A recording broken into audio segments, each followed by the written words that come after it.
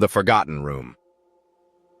It was a stormy night when Elena first found the door. She had rented the old mansion on the outskirts of town, desperate for some peace and quiet to finish her book. The creaking wood and overgrown garden didn't bother her. She found them charming even. But something about this house felt different.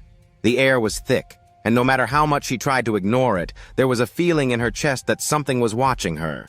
The first few days were uneventful. Rain tapping against the windows, a distant owl hooting in the trees. But when Elena decided to explore the upper floors, she discovered a door at the end of a narrow hallway, one she hadn't noticed before. It was peculiar, almost hidden with an old-fashioned brass handle that seemed out of place in such a decaying house. Curious, Elena tried the handle. It was locked. But there was something about it, something about the way it hummed beneath her fingertips that unsettled her. A cold draft slipped from the edges of the door, carrying the faintest sound of whispering, low and unintelligible, like a chant. The next day, she ventured into the village nearby. She asked the locals about the mansion, but each person she spoke to either ignored her or gave her nervous, sidelong glances. One old woman, her eyes clouded with age, finally spoke in a voice that quivered with warning. "Don't go near that door," she said. "The house doesn't want you to open it." Elena laughed it off. Superstitions, she thought. But that night the whispering grew louder. It wasn't just a murmur, it was a chant, one that rose and fell with a rhythm that echoed through her chest. She couldn't sleep. She couldn't think.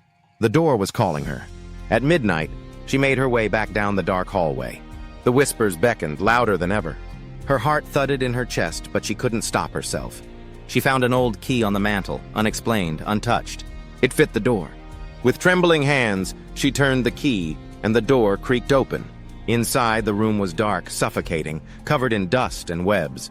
A single candle burned on a table in the center, its flame flickering wildly as if struggling against the suffocating air.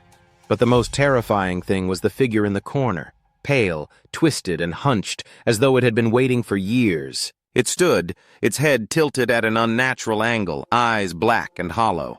A smile spread across its face, too wide, too stretched, like a broken mask. It didn't move at first, just stood there, its breath slow and deliberate, as if savoring the moment. The door slammed shut behind her. The room grew colder, colder than she could have imagined, until her breath turned to mist in the air. The figure finally spoke, its voice a low rasp. "You shouldn't have opened it."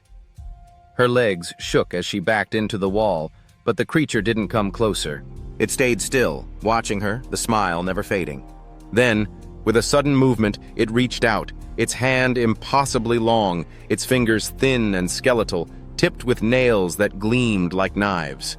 She screamed as the fingers brushed her skin, ice cold and sharp. And then she heard it, the whispering again, louder than ever.